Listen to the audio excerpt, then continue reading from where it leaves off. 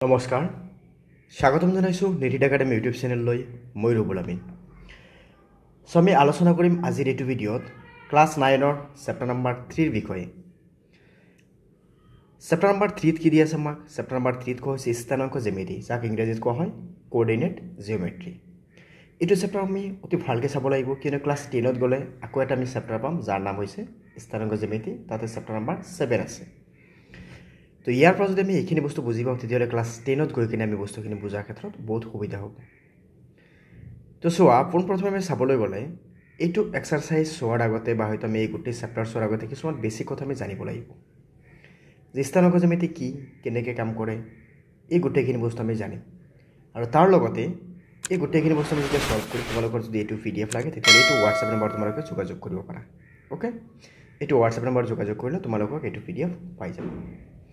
এতিয়া চোৱা পোনপ্ৰথমে চাবলৈ গ'লে এক্সাৰচাইজ নম্বৰ 3.1ৰ যিটো কুৱেশ্যন দি আছে কুৱেশ্যনখিনি নালাগে দিয়া আমি ডাইৰেক্ট আলোচনা কৰিম এক্সাৰচাইজ নম্বৰ 3.2ৰ বিষয়ে কিন্তু তাৰ আগতে আমি বেছিক কিছুমান কথা আমি আগতে শিকি ল'ম তুমি পোনপ্ৰথমে চাবলৈ গ'লে স্থানাংক জ্যামিতি মানে কি স্থান মানে কি বস্তু এটাৰ অৱস্থান তো বস্তু এটাৰ অৱস্থান বুজাবলৈ আমি কিছুমান ইয়াতে কি কৰিম দিক বা প্ৰস্থৰ ক্ষেত্ৰত আমি যেনেকৈ চাওঁ ইয়াত আমি তেনেকুৱা অক্ষ ব্যৱহাৰ কৰিম এডাল অক্ষ এনেকুৱা থাকিব অনুভূমিকভাৱে ওকে এটা এনেকুৱা অনুভূমিকভাৱে অক্ষ থাকিব সাপোজ এনেকুৱা এটা অক্ষ আছে মানে মাটিৰ লগত সমান্তৰাল হিচাপে আছে ইয়াক লিখা হ'ব x ইয়াক কোৱা হ'ব x ড্যাশ আৰু এটা এনেকুৱা উলম্বভাৱে আছে যাক কোৱা হ'ব y বা y ড্যাশ এইটো কোৱা হয় x অক্ষ বা x axis এইটো কোৱা হয় y অক্ষ বা y axis এই অক্ষ দুডালে কটাকটি কৰা বিন্দুটো কোৱা হয় মূল বিন্দু যাক ইংৰাজীত কোৱা হয় অৰিজিন বুলি এতিয়া মূল বিন্দুটো কি আছে ইয়াতে x ৰ ফালে যোৱা নাই y ৰ ফালে যোৱা নাই ইয়াতে কোৱা হ'ব মূল বিন্দুৰ স্থানাংক হৈছে 0 0 এতিয়া স্থানাংক কেনেকৈ আহিল আমি সংখ্যা ৰেখা যেতিয়া আকো তেতিয়াহ'লে আমি কি লিখো এনেকৈ সোঁফালে পজিটিভ লিখো মানে 1 2 3 বাওঁফালে আমি কি লিখো নেগেটিভ মানে -1 -2 -3 -4 ওপৰ ফালে কি থাকে আমাৰ পজিটিভ মানে 1 2 3 4 5 তল ফালে কি থাকিব এনেকৈ নেগেটিভ -1 -2 -3 -4 এতিয়া এই অক্ষ দুডালে কটাকটি কৰা বিন্দুটো কি কোৱা হয় মূল বিন্দু বুলি কোৱা হয় এই অক্ষ দুডালে কটাকটি কৰাৰ ফলত চাৰিটা আমি ইয়াতে কি পাইছোঁ ভাগ পাইছোঁ এইটো কোৱা হয় প্ৰথম চুক বুলি কোৱা হয় এইটো কোৱা হয় দ্বিতীয় চুক এইটো কোৱা হ'ব তৃতীয় চুক এইটো কোৱা হ'ব চতুৰ্থ চুক এতিয়া আমি যদি ভাবোঁ যে এইটো আমাৰ ঘৰ বা আৰম্ভণি বিন্দু ইয়াৰ পৰা যদি ইয়াত আহিব লাগে সাপোজ ইয়াৰ পৰা ইয়াত আহিব লাগে তেতিয়াহ'লে চোৱা প্ৰথমে x ৰ ফালে যাব লাগিব x ৰ ফালে কেই ঘৰ গৈছে এক ঘৰ দুই ঘৰ আৰু y ৰ ফালে কেই ঘৰ আহিছে এক ঘৰ তাৰ মানে এইটো বিন্দুত আহিব গ'লে ইয়াত স্থানাংক হৈ যাব যে x ৰ ফালে দুই ঘৰ y ৰ ফালে এক ঘৰ ওকে একেদৰে যদি বাওঁফালে সাপোজ ইয়াতে আহিব লাগে তেতিয়াহ'লে x ৰ ফালে কি ঘৰ -2 ঘৰ কম আৰু y ৰ ফালে ওপৰ ফালে কেই ঘৰ গৈছে এক ঘৰ ওকে সাপোজ ইয়াত আহিব লাগে তেতিয়াহ'লে x ৰ ফালে কি ঘৰ আহিছে -4 ঘৰ আৰু তল ফালে এক ঘৰ নামি আহিছে তাৰ মানে -1 ঘৰ গৈছে y ৰ ফালে যদি ইয়াতে সাপোজ আহিব লাগে তেতিয়াহ'লে চোৱা x ৰ ফালে প্ৰথমে কেই ঘৰ গৈছে 2 ঘৰ আৰু y ৰ ফালে তল ফালে নামি আহিছে কি ঘৰ 3 ঘৰ তাৰ মানে 2 -3 ওকে সো এতিয়া আমি চাবলৈ গ'লে যে কোনো এটা বিন্দু যদি ডাইৰেক্ট ইয়াতে থাকে তেতিয়াহ'লে x অক্ষৰ ওপৰত আছে ইয়াতে থাকিলে y অক্ষৰ ওপৰত আছে ইয়াতে থাকিলে x অক্ষৰ ওপৰত আছে বা ইয়াতে থাকিলে এইটো y অক্ষৰ ওপৰত আছে ওকে এতিয়া প্ৰথমে আমি যেতিয়া লিখিছিলোঁ ইয়াতে প্ৰথম নম্বৰ কি আছে x ৰ মান আৰু দ্বিতীয়টো কি আছে y ৰ মান প্ৰথমটো কাৰ মান x ৰ মান থাকে প্ৰথমটো দ্বিতীয়টো কাৰ মান থাকে y ৰ মান আমি সদায় ভাবিব লাগিব প্ৰথমটো হৈছে x ৰ ভ্যালু দ্বিতীয়টো হৈছে আমাৰ y ৰ ভ্যালু ওকে এতিয়া কোনো এটা বিন্দু x অক্ষৰ পৰা কিমান দূৰত্বত আছে তাক x স্থানাংক বুলি কোৱা হয় আৰু ইয়াক ভুজ বুলি কোৱা হয় যে x স্থানাংকক বা ভুজ বুলি কোৱা হয় আৰু কোনো এটা বস্তু x অক্ষৰ পৰা y ফালে কিমান দূৰত্বত গৈছে তেতিয়াহ'লে তাক কোৱা হয় y স্থানাংক বা ইয়াক কোৱা হয় কোটি বুলি ওকে ভুজ বা কোটি বুলি কোৱা হয় এতিয়া আমি চাবলৈ গ'লে ইয়াতে কি আছে ইয়াতে প্ৰথম চাৰিটা চুক পাইছোঁ এটা চুক দুটা চুক তিনিটা চুক চাৰিটা চুক তো চোৱা প্ৰথম চুকত কি আছে দুয়োটাই পজিটিভ মানে ইয়াতে প্লাছ প্লাছ দ্বিতীয় চুকত কি আছে এটা পজিটিভ আছে প্ৰথমটো নেগেটিভ আছে দ্বিতীয়টো কি আছে পজিটিভ আছে তৃতীয় চুকত কি আছে দুয়োটাই নেগেটিভ আছে দুয়োটাই কি আছে নেগেটিভ ভ্যালু আহিছে চতুৰ্থ চুকত প্ৰথমটো পজিটিভ দ্বিতীয়টো কি আহিছে নেগেটিভ আহিছে ওকে সো এইখিনি আছিল আমাৰ মূল কথা এতিয়া আমি যাম এক্সাৰসাইজ 3.2 কোৱেশ্চন নম্বৰ 1 পৰা আলোচনা কৰিম তো চোৱা কোৱেশ্চন নম্বৰ 1ত কি কৈছে কাৰ্টীয় সমতলত থকা এটা বিন্দুৰ অৱস্থান নিৰ্ণয় কৰিবলৈ অনুভূমিক আৰু উলম্বভাৱে অংকন কৰা ৰেখা দুডালৰ নাম কি সো আমি ইয়াতে লিখিম সলিউশন এটা সব অনুভূমিকভাৱে ব্যৱহাৰ কৰা যে অনুভূমিক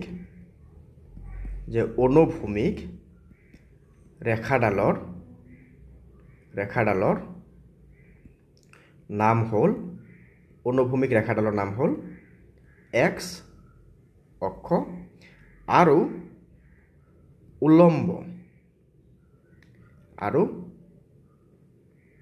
উলম্ব ৰেখাডালৰ নাম হ'ল এতে উলম্বভাৱে কোনটো আছে y অক্ষ সো হৈ গ'ল x অক্ষ আৰু y অক্ষ নেক্সট চোৱা কোৱেশ্চন নম্বৰ 2 কি কৈছে কোৱেশ্চন নম্বৰ 2 কোৱা হৈছে যে b বিন্দুৰ স্থানাংক কি উলিয়াব লাগে তো চোৱা b বিন্দুটো ক'ত আছে ইয়াতে সো ইয়াতে আহিব গ'লে প্ৰথমে x ৰ ফালে কি কৰি আহিব লাগিব -5 ঘৰ আৰু y ফালে কি কৰি যাব লাগিব 2 ঘৰ তেতিয়াহ'লে b বিন্দুৰ স্থানাংক হ'ল এইটো c বিন্দু চোৱা c টো ক'ত আছে c বিন্দুটো ক'ত আছে ইয়াত আছে তো প্ৰথমে x ৰ ফালে কি ঘৰ গৈছে 5 ঘৰ আৰু y ফালে কি ঘৰ নামি আহিছে -5 ঘৰ বা -5 একক -3 -5 স্থানাংকৰ চিনাক্ত কৰিব পৰা বিন্দুটো হ'ল -3 সো প্ৰথমে -1 -2 -3 x ৰ ফালে আৰু -5 সো -5 ক'ত আছে ইয়াতে বিন্দুটোৰ নাম হৈছে কি e 2 -4 সো 2 মানে প্লাছৰ সোঁফালে মানে গৈছে আৰু কি আছে -4 তাৰ মানে তলফালে নামি আহিছে এইটো নাম কি আছে g এইটো নাম আছে g ওকে সো নেক্সট হ'ল d বিন্দুৰ ভুজ d বিন্দু ইয়াতে আছে ভুজ মানে কি x স্থানাংক মানে x অক্ষৰ পৰা মানে ইয়াতে y অক্ষৰ পৰা কিমান দূৰত্বত আছে ইয়াতে কি ঘৰ আছে 6 ঘৰ তেতিয়ালে কিমান আহিব 6 আৰু h বিন্দুটোৰ কোটি h বিন্দুটো x অক্ষৰ পৰা কিমান দূৰত্বত আছে কি ঘৰ আছে 3 ঘৰ সো ইয়াতে কি লিখিম 3 কি ঘৰ আছে -3 ঘৰ আছে ইয়াতে ওকে সো নেক্সট আছে কি l বিন্দুৰ স্থানাংকটো কি আছে ইয়াতে চোৱা l বিন্দু ক'ত আছে ইয়াতে l বিন্দুটো ক'ত আছে ইয়াত আছে চোৱা এতিয়া l বিন্দুত ইয়াতে কি আছে ওপৰ ফালে গৈছে কিন্তু x ৰ কোনো ভ্যালু নাই তাৰ মানে কি x ৰ ভ্যালুটো 0 আছে y ৰ ফালে ওপৰ ফালে কি ঘৰ গৈছে 5 ঘৰ গৈছে m বিন্দুৰ স্থানাংক m টো ক'ত আছে ইয়াত আছে তো x ৰ ফালে কি ঘৰ আহিছে -3 ঘৰ আৰু y ৰ ফালে ওপৰ ফালে যোৱা নাই তল ফালে যোৱা নাই তাৰ মানে y ৰ ভ্যালু 0 আছে ওকে নেক্সট আমি চাম এক্সাৰসাইজ নম্বৰ 3.3 সো 3.3 ত কি কৈছে যে -2 4 3 -1 -1 0 1 2 আৰু -3 -5 এই প্ৰতিটো বিন্দু কোনটো চুকত বা অক্ষত আছে কাৰ্টীয় সমতলত সংস্থাপন কৰি তোমাৰ উত্তৰৰ যথাৰ্থতা প্ৰতিপন্ন কৰা বা পৰীক্ষা কৰা তো সলিউশন তো চোৱা প্ৰথম যেটো আছে এটো ক'ত আছে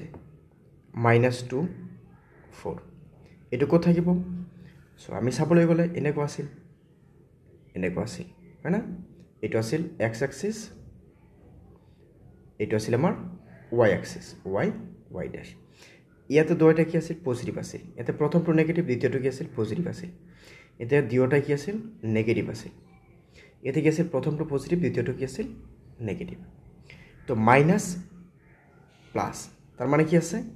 এটো ক'ত আছে দ্বিতীয় চুকত আছে দ্বিতীয় চুকত আছে তাৰ পিছত কি আছে 3 -1 এইটো ক'ত আছে সো প্ৰথমটো পজিটিভ তাৰ মানে সোঁফালে দ্বিতীয়টো নেগেটিভ মানে তলফালে তাৰ মানে ক'ত আছে চতুৰ্থ চুকত আছে তাৰ পিছত কি আছে -1 আছে 0 আছে তো ইয়াতে চোৱা x ৰ ভ্যালু -1 মানে বাওফালে আহিছে কিন্তু y ৰ কোনো ভ্যালু নাই তাৰ মানে ক'ত আছে x অক্ষত আছে ৱাইৰ ভেলু 0 তাৰপিছত কি আছে 1 আছে আৰু 2 আছে সো 1 2 ক'ত আছে প্লাস প্লাস আছে দুটাই তাৰ মানে কি প্ৰথম চুকত যে প্ৰথম চুকত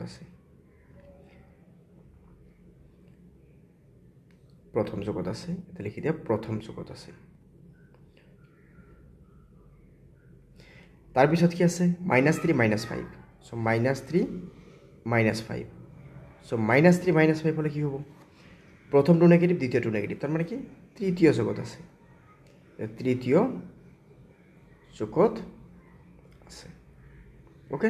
এটা হৈ গ'ল এক্সাৰসাইজ নাম্বাৰ 3.3 কোৱেশ্চন নাম্বাৰ 1 ৰ সমাধান এতিয়া চাম কোৱেশ্চন নাম্বাৰ 2 কোৱেশ্চন নাম্বাৰ 2 কি কৈছে যে ইয়াতে এক্স ওয়াই বিন্দুৰ দূৰত্ব উপযুক্ত একক লৈ সমতলত সংস্থাপন কৰিব লাগে এটুক আমি সমতলত বহুৱাব লাগিব ওকে তো সোয়া আমি এটুক যদি বহুৱাব যাও তেতিয়ালে আমি কেনেকৈ পাম আমি এটু বহুৱাটো শিকিব লাগিব কিন্তু আমাৰ এক্সামত এনেকুৱা বহুৱাব লাগিব বা বহুৱাব আহিব সো প্ৰথমে আমি চাব লাগিব এটু কি হইব x এক্সিস ইয়াতে এটুক আমি কি লিখিম x এটুক লিখিম আমি x ড্যাশ এটুক লিখিম আমি y ইয়াতে কি আহিব y ড্যাশ এতিয়া সোয়া হোফালে কি আছিল পজিটিভ তাৰ মানে আমি ইয়াতে লিখিম 1 ইয়াতে 2 ইয়াতে 3 ইয়াতে 4 5 6 7 তাৰপিছত 8 সাপোজ এনেকা আগৈ গলে ইয়াতে 8 আছে আৰু উপৰ ফালে কি বাও ফালে কি আহিব নেগেটিভ -1 -2 -3 -4 -5 -6 উপৰ ফালে পজিটিভ 1 2 3 4 5 6 7 তাৰপিছত 8 সাপোজ 8 টো ইয়াতে এনেকুৱা আছে ধৰি লৈছো ওকে সো নেক্সট সোয়া তলফালে কি আহিব নেগেটিভ -1 -2 -3 -4 -5 এতিয়া প্ৰথম যেটো বিন্দু আছে এটো কি আছে x ৰ আছে কিমান -2 x ত -2 তাৰ মানে বাও ফালে আৰু y কি আছে 8 তাৰ মানে একদম ওপৰত ইয়াতে আহিব এটো বিন্দুটো কি হ'ব -2 আৰু 8 নাম্বাৰ 2 কি আছে -1 7 এটা আছে -1 আছে 7 আছে তাৰ মানে ইয়াতে আহিব এটা আহিব আমাৰ -1 আৰু 7 তাৰ ভিতৰত কি আছে 0 হলে -1.25 0 x ৰ ক্ষেত্ৰত 0 y ৰ ক্ষেত্ৰত কি আছে 1.25 তাৰ মানে নেগেটিভ আছে তলফালে তো সোয়া এটা তলফালে আহিব কিন্তু 2.5 -1.25 তাৰ মানে কিমান -1 প্লাস -0.25 মানে একক যদি আমি 4 ভাগ কৰো তেতিয়ালে আমি কি পাম 25 পাম তাৰ মানে মাজৰ এটা বক্সক আমি কি কৰিব লাগিব 4 ভাগৰ 1 ভাগ লৈকে যাব লাগিব তাৰ মোটামুটি ভাবে ইয়াতে আহিব এটো কিমান আহিব 0 -1.25